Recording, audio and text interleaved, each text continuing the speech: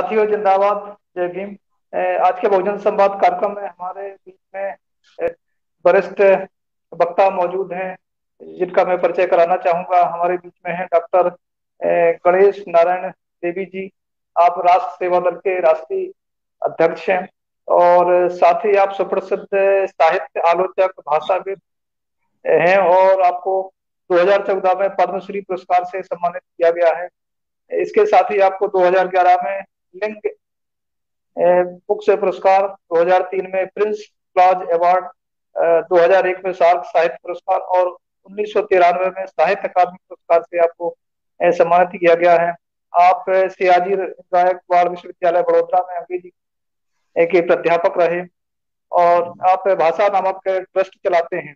भारत की लुप्त होती भाषाओं पर आपने व्यापक सर्वेक्षण, संवर्धन और संरक्षण, दस्तावेजीकरण का कार्य किया है। 2010 में आपके नेतृत्व में People's Linguistic Survey of India ने भारत की 780 जीवित भाषाओं पर सर्वेक्षण प्रकाशित किया है। तो ये आपका मैंने संक्षिप्त परिचय दिया। आदरणीय गणेश देवी जी, आपका इस बहुजन संवाद कार्यक्रम में बहुत बहुत स्वागत है। अब आगे की कार्रवाई के लिए मैं साथी जेवर सिंह जी से आग्रह करूंगा कि इस संबंध में कार्यक्रम को आगे बढ़ाएं। जेवर सिंह जी, जी। तुलाराम जी, साथी जब्बार सिंह जी, और इस फोरम के सभी साथियों को 15 अगस्त आने की तैयारी है। तो इस मौके पे दिल से मेरी शुभकामनाएं और धन्यवाद। 15 अगस्त जब भी आता है तो हमें आजादी के पल की याद आती है। इस बार 15 अगस्त इतने नजदीक है, लेकिन दिल में कुछ आशंकाएं हैं लोकतंत्र के लिए हमारे देश के, और उसके बारे में भी सोचना है। समाजवाद ये एक रास्ता या मार्ग है, और ये रास्ता या मार्ग हमें 3 ध्रुव के पास, 3 तारों के पास ले जाने वाला है, जिसमें है एक सद्भावना, सहवास, सह अस्तित्व, फ्रैटर्निटी, कोएग्जिस्टेंस, एक सहिष्णु समाज, टॉलरेंस वाला, ये एक है। दूसरा है जो तारा आजादी का है, स्वातंत्र्य का है, फ्रीडम का है, लिबर्टी का है।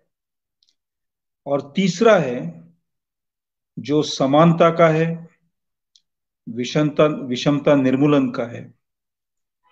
और ये 3 लगभग फ्रेंच रेवोल्यूशन के समय से ये तारे झलकते रहे हैं। लिबर्टी, इक्वालिटी, फ्रैटर्निटी, इस स्लोगन पे ही तो फ्रेंच रेवोल्यूशन का आरंभ हुआ था।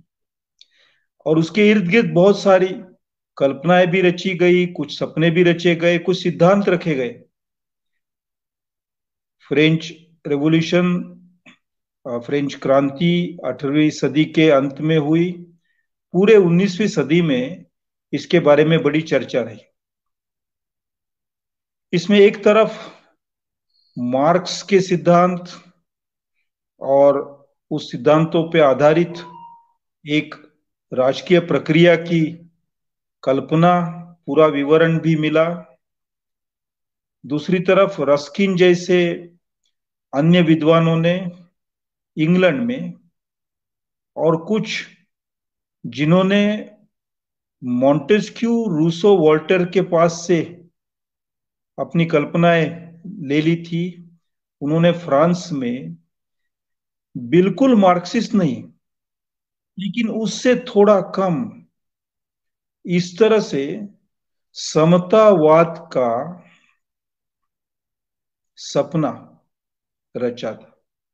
मार्क्सिस्ट कल्पना में जरूरत पड़ने से क्रांति के लिए हिंसा का उपयोग करना स्वीकारा गया है। सोशलिज्म में ये हिंसा रहित अहिंसक मार्ग से समता लाने का सपना है। ये सपना 19वीं सदी में रचा गया।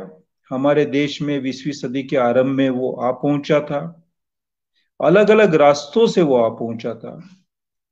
कुछ कार्ल मार्क्स की पहचान से, कुछ हमारे कॉलोनियलिज्म के सामने जो उस बड़ा संग्राम शुरू था, आजादी की लड़त शुरू थी, उसके जरिए, कुछ हमारे यहाँ ही इसी देश में राजाओं के संस्थानिकों के सामने जो लोग खड़े हो रहे थे उनके माध्यम से, और कुछ उस समय टेक्नोलॉजी का असर होके देहातों से शहरों के तरफ जा पहुंचे या जाने के लिए निकले थे, उनकी समस्याओं की सोच लेके उनके यूनियंस जो बने थे शहरों में, उनके जो सवाल थे उस सवालों के जवाब के रूप में।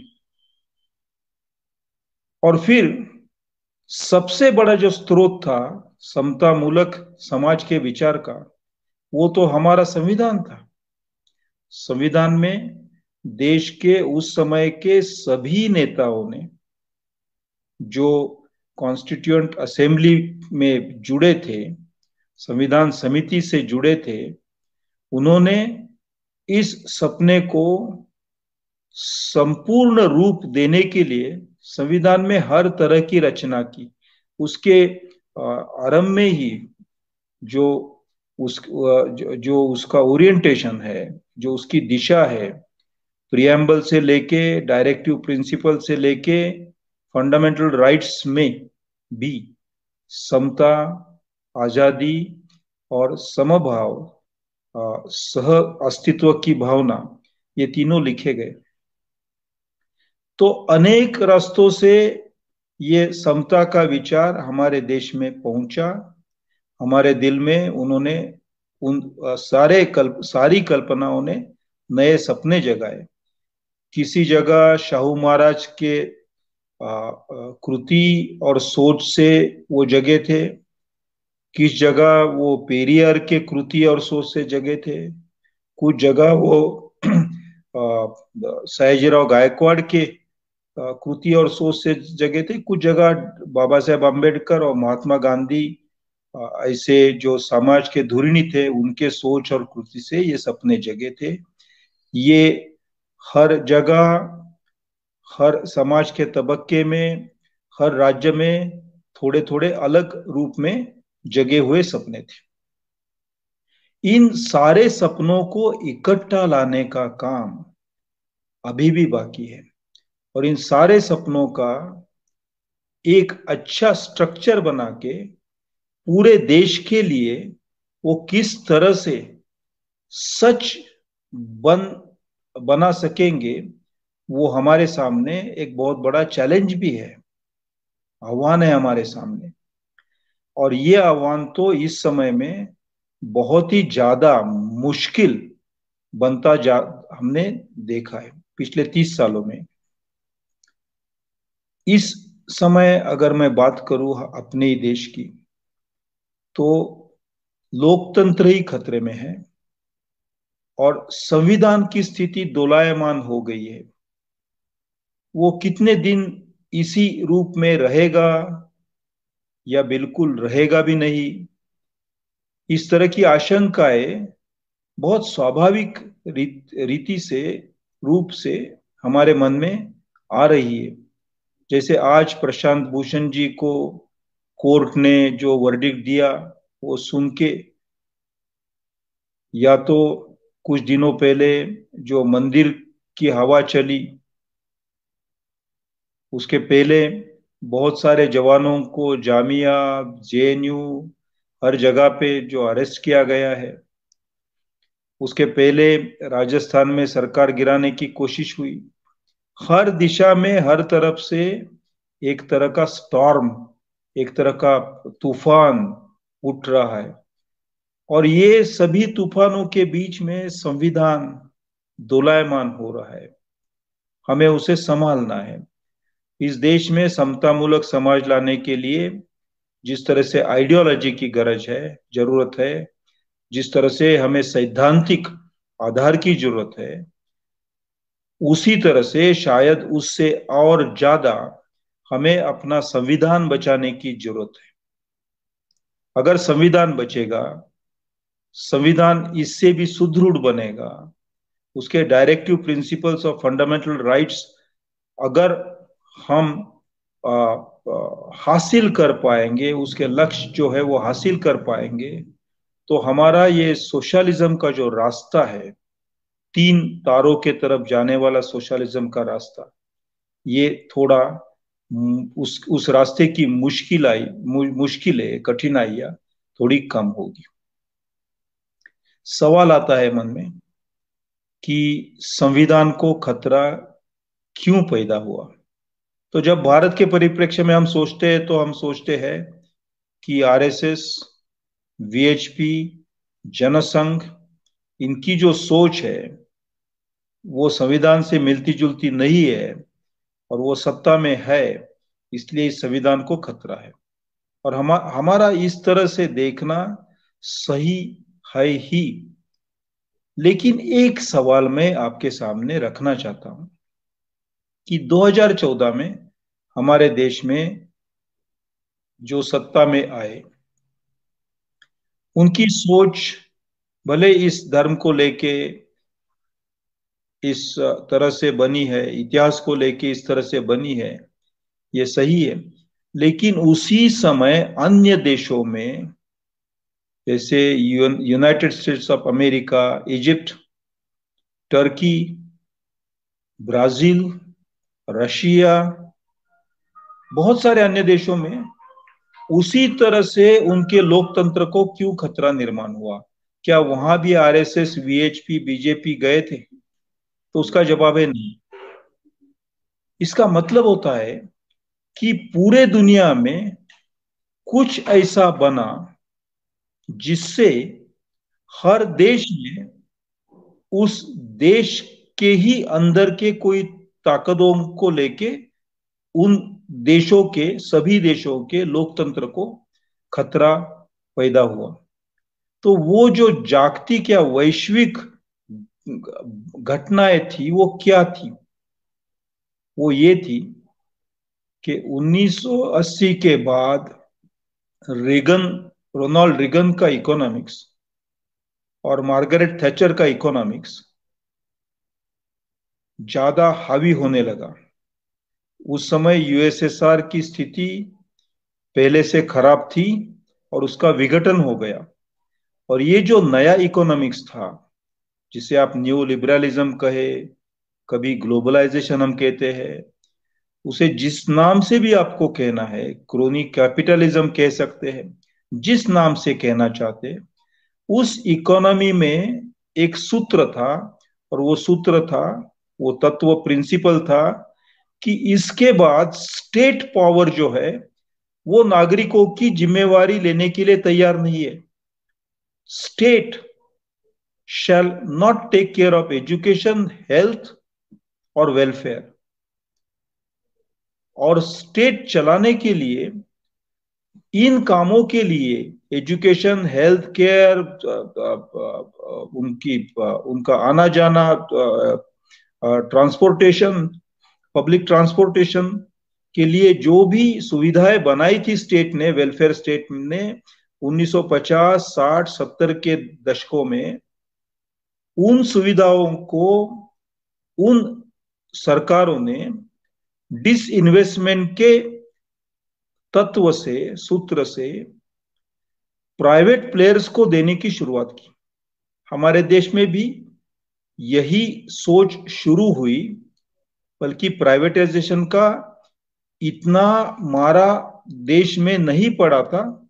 अब पिछले 6 साल में वो बहुत बढ़ गया है, और अब तो हम इस हद तक आए कि हमारी यूनिवर्सिटियां जो है वो भी बेची जाएंगी। हमारी रेलवे तो बेची गई है, बिकी गई है, एयरलाइंस कोई खरीद नहीं रहा, इसलिए एयर इंडिया बाकी है। इंश्योरेंस बेचने की बात है।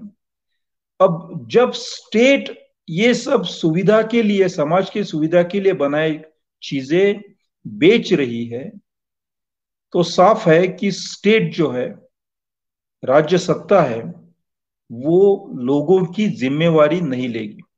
और फिर जो जिम्मेवारी लेते हैं वो मुंह मांगे दाम से वो जिम्मेवारी लेंगे।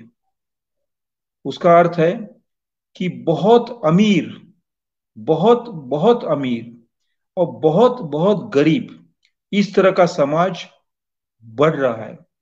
ये जो बढ़ रहा था समाज पूरे दुनिया में, इन स्टेटलेस समाजों को, जो जिसकी राज्य सत्ता जिम्मेवारी नहीं ले रही थी, ऐसे नागरिकों को शायद लगा कि हमें और किसी रास्ते से अपना इंतजाम करना पड़ेगा, क्योंकि राज्य सत्ता हमारा इंतजाम नहीं कर रही है। और इसलिए जब उनको ललकारा गया, पुकारा गया रेगन और थैचर के पास से कि भाइयों बहनों आओ, हम आपको एक नया स्पेस, नई स्पेस, नया अवकाश तैयार करके देते हैं, वो फ्री है, उसमें जो जितना भाग सकेगा, दौड़ सकेगा, उतनी दौड़ लगाने की हम आपको परमिशन देते, इजाजत देते हैं। आप जल्दी से जल्दी आके जल्दी से जल्दी अमीर बन जाइए। सभी देशों के, बहुत सारे देशों के नागरिकों ने इस पुकार को सुन के राइट विंग गवर्नमेंट्स को वोट दिए थे। इकोनॉमिक कारण से डेमोक्रेसी पूरे दुनिया में खतरे में आने लगी। लेकिन इस समय कोरोना के बाद लोगों को यह पता चला है कि अगर स्टेट हमारी हेल्थ केयर संभल नहीं सकती, स्टेट हमारा एजुकेशन संभल नहीं सकती, स्टेट हमारा ट्रांसपोर्टेशन संभल नहीं सकती, तो उस स्टेट की जरूरत नहीं है। और पिछले 10-12 महीने में यूरोप में जितनी इलेक्शंस हुई, वहां अल्ट्रा राइट को सीट्स ज्यादा मिली, ये बात सही है, लेकिन उससे बहुत ज्यादा सीट्स ग्रीन पार्टी को मिली है। जो इतिहास का नाम लेके लोगों को सता रहे थे, उनको भूगोल का नाम लेके, भूमि का नाम लेके, अवकाश का नाम लेके कुछ लोगों ने चैलेंज खड़ा किया है। इससे हमें सीखने जैसा है। हमारे देश में इतिहास का डंडा लेके, संस्कृत का डंडा लेके, कभी रामायण का डंडा लेके, कभी कैसे जुलूम हुआ था उस समय, ऐसा झूठा सच का डंडा लेके हमारे लोगों को भूल भुलैया निर्माण करके किसी जो पाइड पाइपर ऑफ हैमलिन, जो एक जादूगर जैसे पाइप फ्लूट बजाने वाला, बांसुरी बजाने वाला, उसके पीछे चूहे दौड़ रहे, उस तरह का जो सीन हमने 2014-15 में देखा, वो इस समय बहुत बड़ी मात्रा में बदल रहा है, बहुत बड़ी मात्रा में बदल रहा है। और वो बदलने के लिए हमें मदद इकट्ठा करनी चाहिए, हमें खुद उसमें शामिल होना चाहिए। और वो शामिल होने का तरीका किसी बड़ी पार्टी के साथ मिल जाना या तो नई छोटी छोटी पार्टियां निकालना, ये नहीं है। अगर आप दुनिया में जो हो रहा है, ब्लैक लाइव्स मैटर से लेके हांगकांग में जो प्रोटेस्ट हुए, या तो अफ्रीका में अभी कुछ समय पहले जो प्रोटेस्ट हुए थे केनिया में, वो अगर आप देखें, केनिया में हुकुमशाही आई, उसके सामने वहां प्रोटेस्ट हुए थे, उसकी न्यूज हमारे तक आई नहीं, लेकिन केनिया के दोस्तों के पास से मैं जानकारी लेता हूं, उनके पास से जानकारी मिलती है। छोटी छोटी माइक्रो मूवमेंट चलानी पड़ेगी, छोटे छोटे आंदोलन हर स्तर पे, हर स्थानिक आंदोलन चलाने पड़ेंगे, और इनको एक दूसरे के साथ जोड़ना पड़ेगा।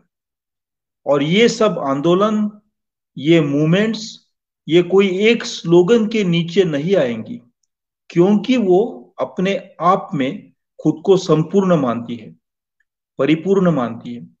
इसलिए ये एक जोड़ने के प्रक्रिया में इकट्ठा आ सकती है। आदिवासी का आंदोलन जमीन के लिए हो, या विमुक्त यायावर सेमी नोमैडिक कम्युनिटीज का आंदोलन उनके मानवीय हक के लिए हो, या तो स्त्रियों का आंदोलन डिग्निटी के लिए हो, किसानों का आंदोलन आर्थिक परिपूर्णता के लिए हो, उनको सब जोड़ने वाली जो कड़ी है, जोड़ने वाली जो लिंक, जो चेन है, जो लिंकेज है, उस पे हमें काम करना चाहिए। न कि सबको इकट्ठा करे, सबको एक ही रंग दे दे, सबको एक बैनर चढ़ा दे, सबको एक स्लोगन दे दे।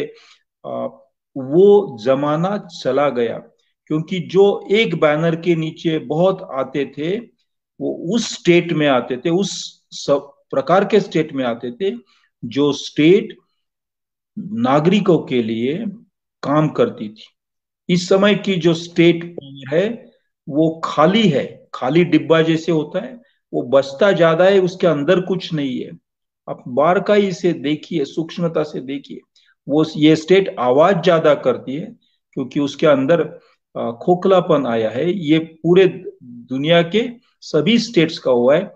कुछ महीने तक अमेरिकन स्टेट गवर्नमेंट बंद रही, क्योंकि उनके पास कोई पैसे नहीं थे। ये पिछले 4 साल में 2 बार हुआ है। साथियों, फ्रेंच राज्य क्रांति में जो स्लोगन्स आई थी, उसको लेके 19वीं सदी के चिंतकों ने उन सारी संकल्पनाओं को बहुत विकसित किया, गहरा किया, डीपन किया। उस उन संकल्पनाओं को लेके पूरे दुनिया में 20वीं सदी के पहले 50 साल में आजादी की लड़ाई हर जगह हुई। अफ्रीका में हुई, ऑस्ट्रेलिया कनाडा में हुई, हमारे एशिया खंड में हुई, हमारे देश में भी हुई। 1950 तक ये कल्पना काफी बदली थी, वेलफेयर स्टेट की कल्पना आई।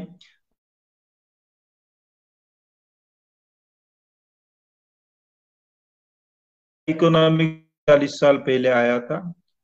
उसने हमारे सामने जो चैलेंज रखा है, वो सबसे बड़ा चैलेंज ये है कि आज की स्थिति के बारे में बहुत गहराई से, सूक्ष्मता से, गंभीरता से सोचना।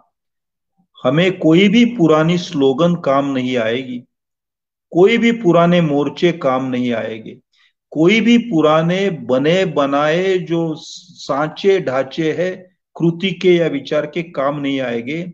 हमें आज के दिन में हमारे ही भूमि के तरफ देख के, हमारे ही समुदायों के तरफ देख के हमारे आंदोलन खड़े करने पड़ेंगे, और एक आंदोलन दूसरे के साथ जोड़ना पड़ेगा। मुझे सवाल दिया गया था कि समता के तरफ, समता मूलक समाज निर्माण करने के लिए क्या करना चाहिए।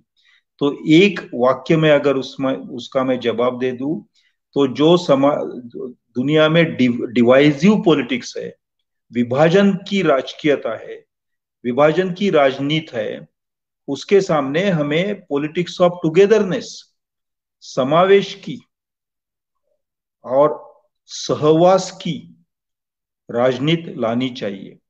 The politics of togetherness is the only answer to the politics of division।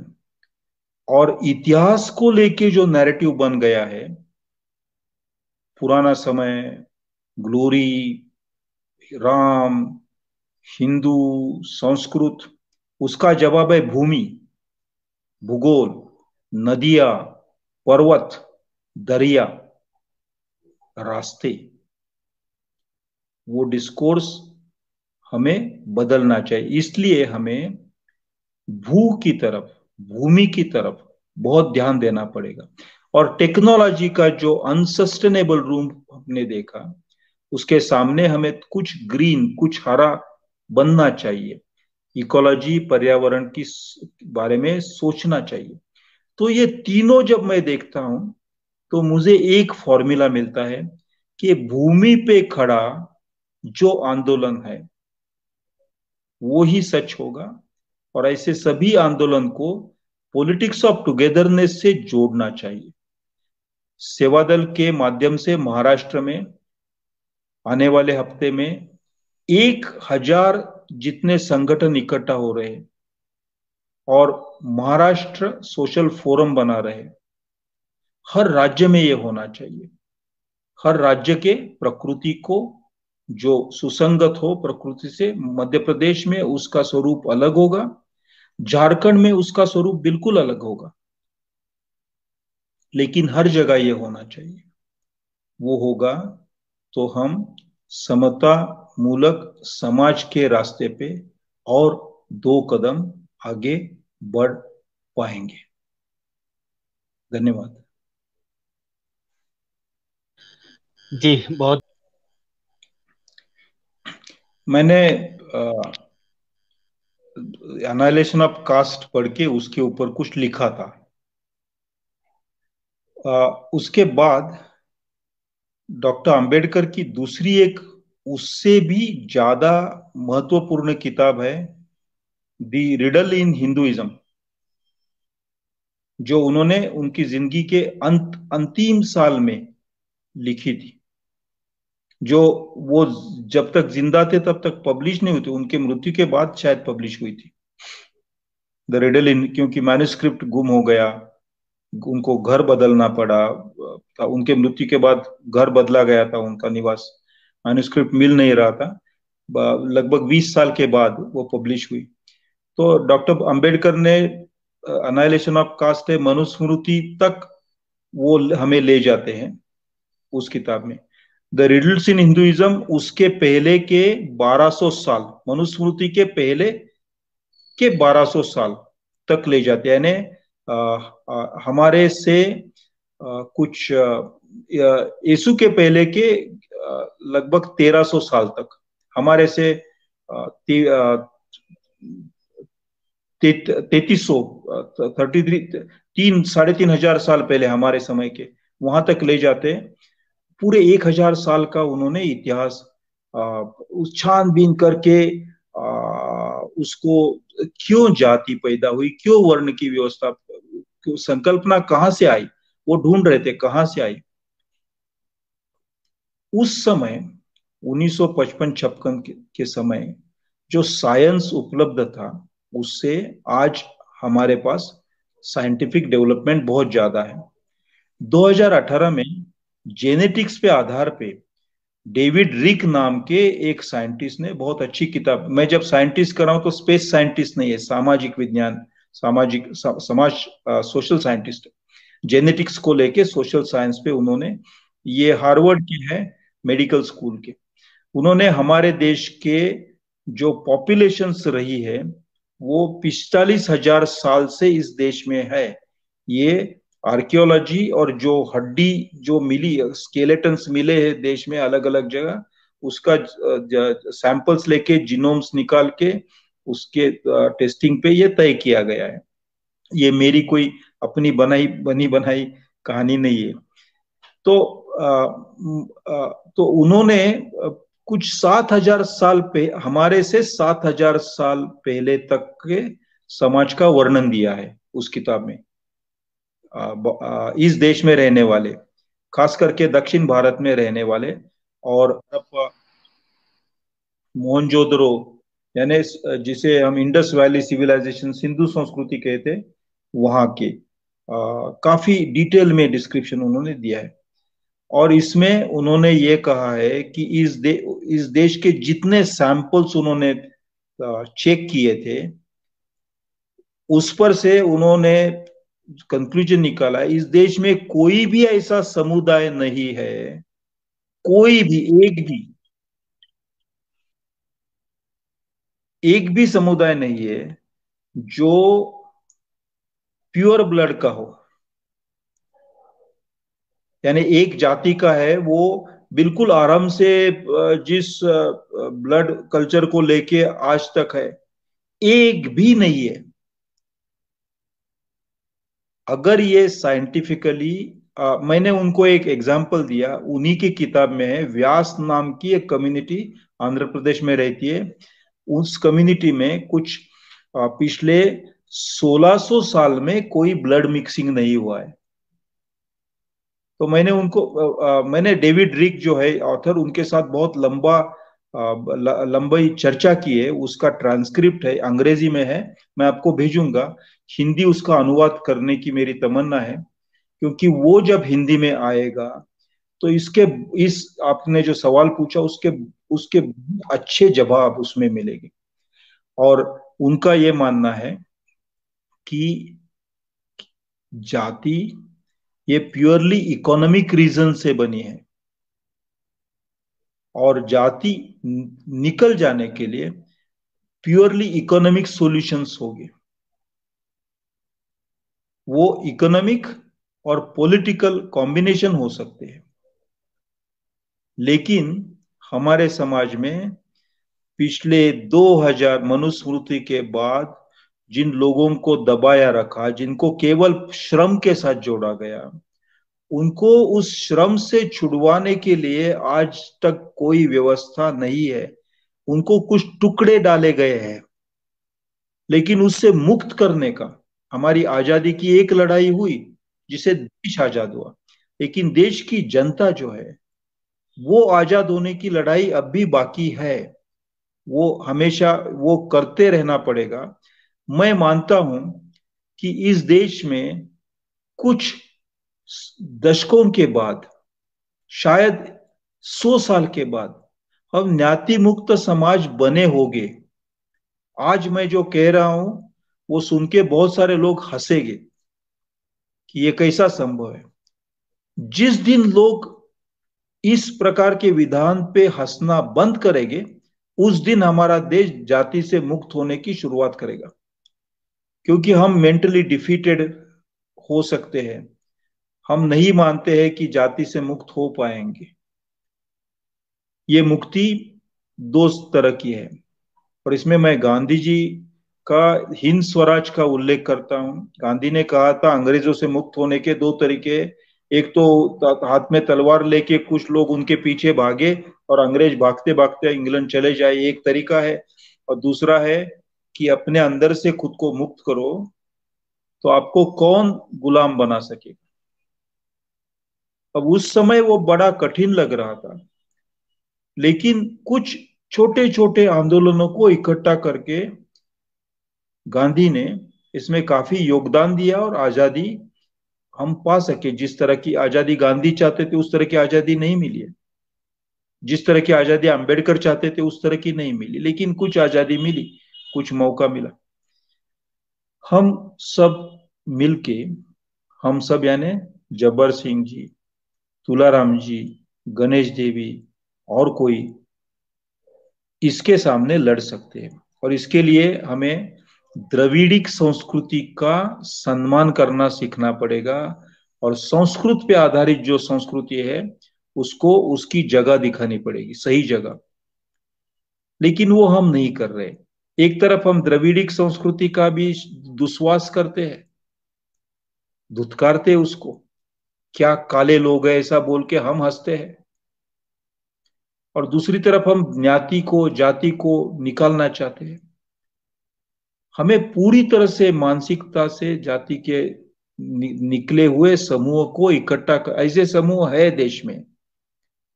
जैसे मेरी बेटी ने जाति के बाहर शादी की, पत्नी ने, मैंने की, मेरे भाई ने, पूरी फैमिली इससे मुक्त हो गई है।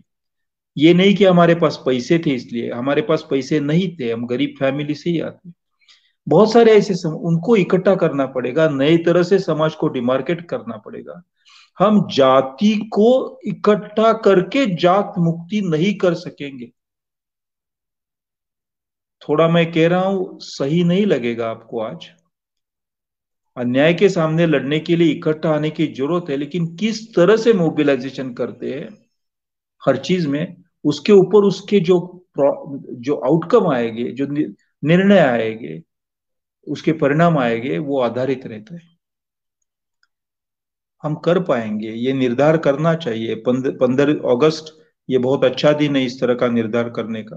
और कुछ मर्यादित समय में कुछ राज्यों में जैसे मेघालय, नागालैंड, केरल, गोवा, ऐसे छोटे छोटे राज्यों में भी हम शायद ये प्रस्तावित कर पाएंगे बड़ी मात्रा में।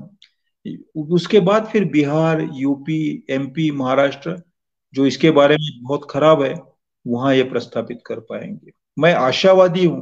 बुद्ध ने प्रयास किए थे, लेकिन हमें फिर से उस ढंग के प्रयास करने रहे हैं, करने पड़ेंगे और करने चाहिए, उसमें मैं जी मानता हूँ। जी शुक्रिया। 2014 के बाद जो जर्नलिस्ट मारे गए, आसाम में, यूपी में भी जर्नलिस्ट की हत्या हुई है,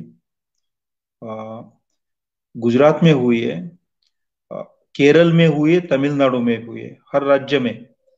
तो इनकी संख्या कुछ 38 या 39 है, 6 साल में जिनको मारा गया क्योंकि वो लिखते थे या बोलते थे। जिनको जेल में डाला गया उनकी तादाद 300 से ज्यादा है, क्योंकि वो लिखते थे, बोलते थे। जिनको ट्रोल किया जाता है उनकी तादाद हजारों में है, क्योंकि वो लिखते हैं, बोलते हैं, सोचते हैं। तो बोलने वाले, लिखने वाले और सोचने वाले एक बाजू, तो दूसरे बाजू कौन हो गए? जो सोच नहीं रहे, जो बोल नहीं रहे, जो लिख नहीं रहे। आप दुनिया का इतिहास देखिए।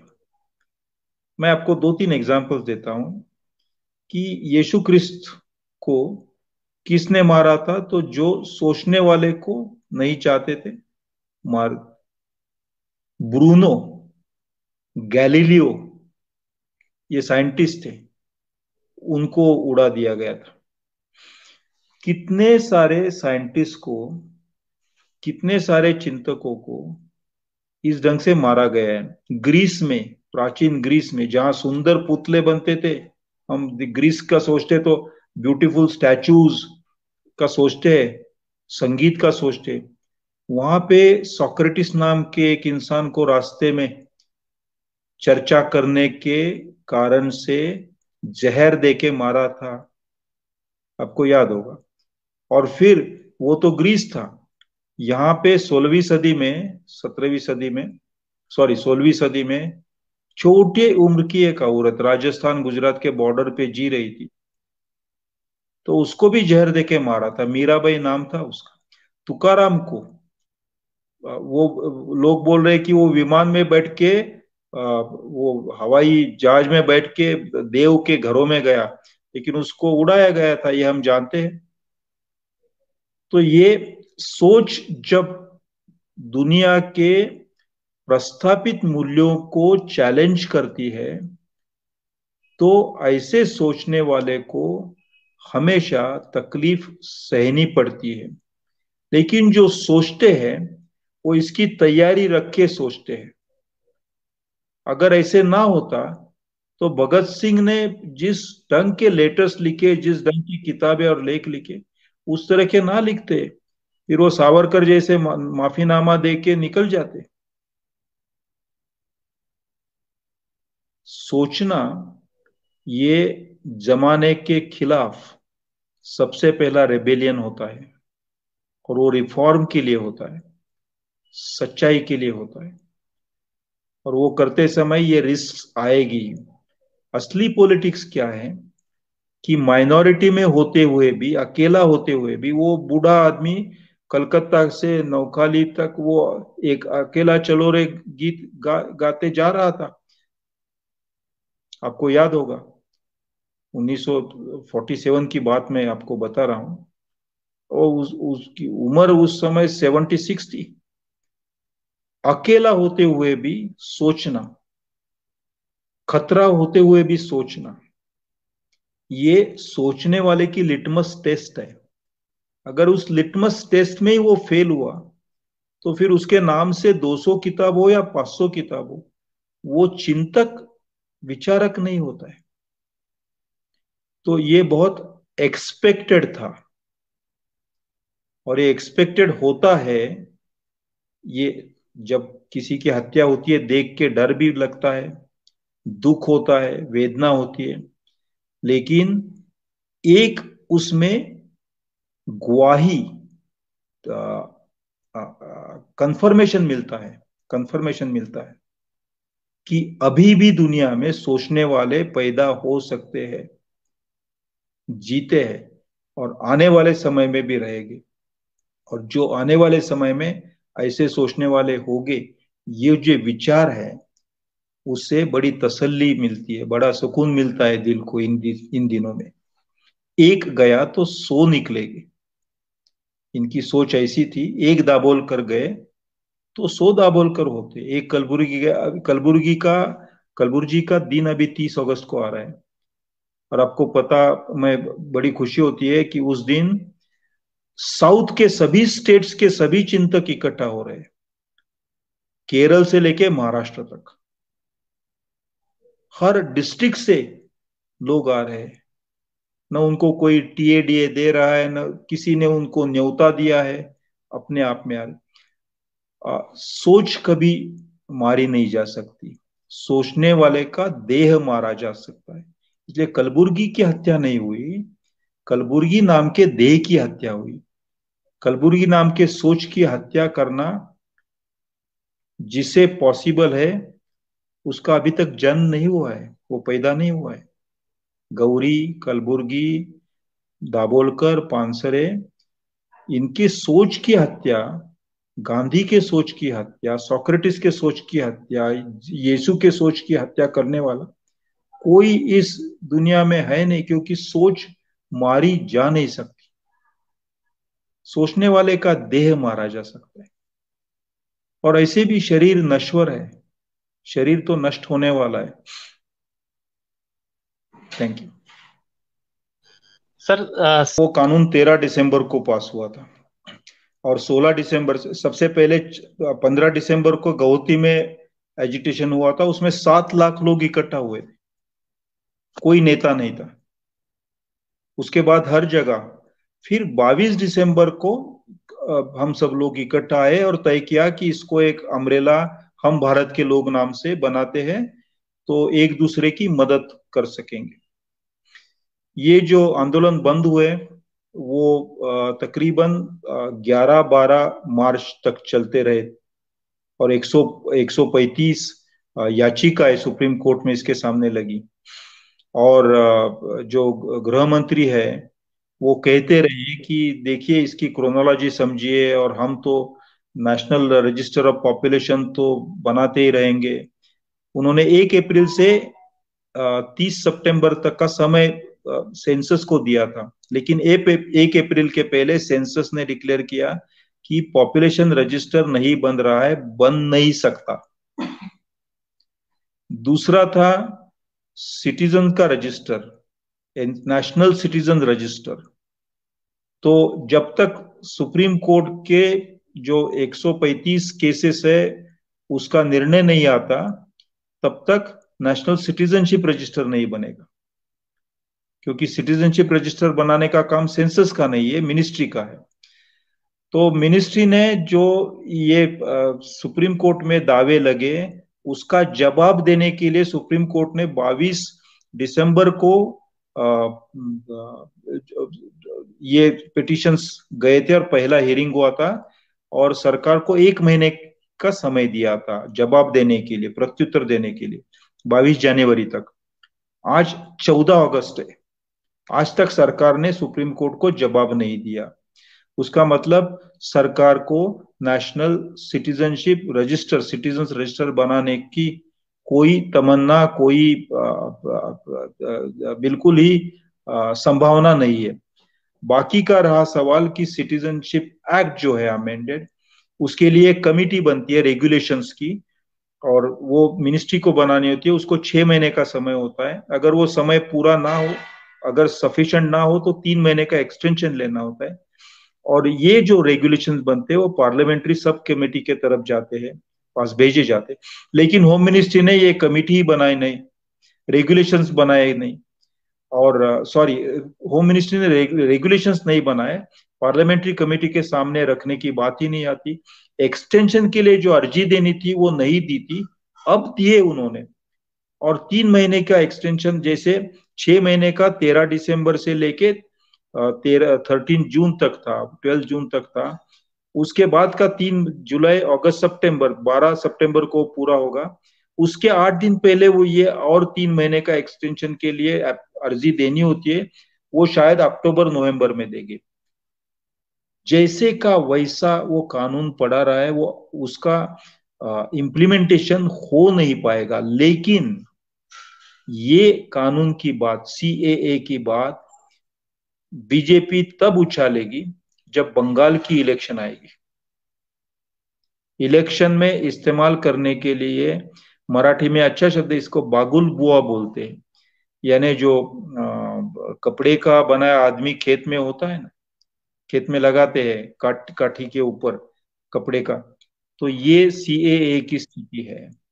और इसमें ये बड़े माहिर है लोग, हमेशा हमें कुछ ऐसी चीजों के पीछे वो दौड़ाते रहेंगे और हम जाएंगे। लेकिन हमारा असली काम इसके पीछे दौड़ना नहीं है।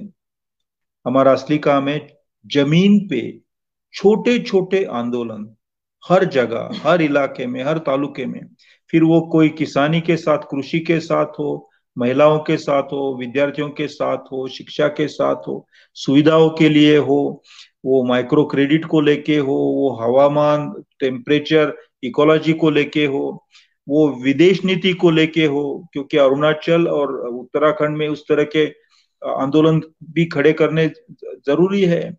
बहुत सारे लोगों के जो ट्रेडिशनल जो व्यवहार थे, ये सीमाओं के गड़बड़ से टूट रहे, बंद हो रहे। चीन से भारत, भारत से चीन, बहुत सारे लोग इस पे आधारित है, उनकी उनकी जीवनी, उनका व्यवसाय है, उसके लिए भी आंदोलन करना पड़ेगा। लेकिन इसको, इन आंदोलनों को जोड़ने का काम भी किसी ने साथ साथ करना चाहिए, और वो जी अलग ढंग से, नए तरीके से करना चाहिए। शायद इस जी। समय पे आपके सवाल है, मैं दोबारा कभी आऊंगा।